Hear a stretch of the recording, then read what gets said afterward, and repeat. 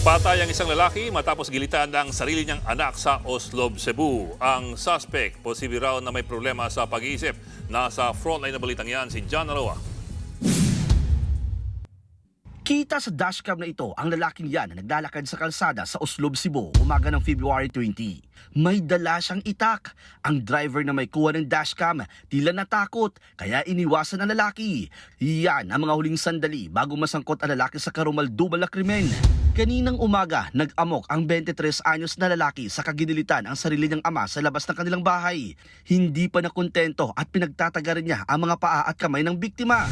Kahit ang kapitbahay na kaibigan ng kanyang ama, di pinalampas sa nag-amok na anak. Taga sa kamay at tagiliran ang kanyang ikinamatay.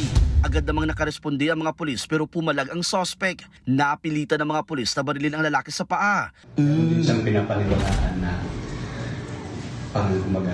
spiritual belief. May nagsusulsul daw sa kanya. May nagsasabi daw sa kanyang isip na patayin yung invento para as offering. Ayon sa anak ng pinatay na kapitbahay, nagalit umano ang suspect dahil pinagdududahan siyang nagsumbong sa mga pulis dahil sa kanyang pamutol ng kahoy para gawing bahay. Bago raw ang pamamaslang, pinatay niya rin ang mga alagang hayop ng ilang residente sa kanilang lugar. Yung mga baboy, manok, pinatay niya. Kasi yun daw ang utos ng kanyang Panginoon. Wala na sa katinuan niya.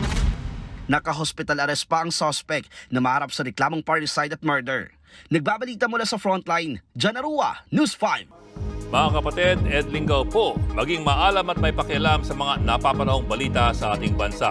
Para sa mas malalimang pagtalakay at paghimay sa mga issue at headlines, tumutok lamang at pag-subscribe sa social media pages ng News 5.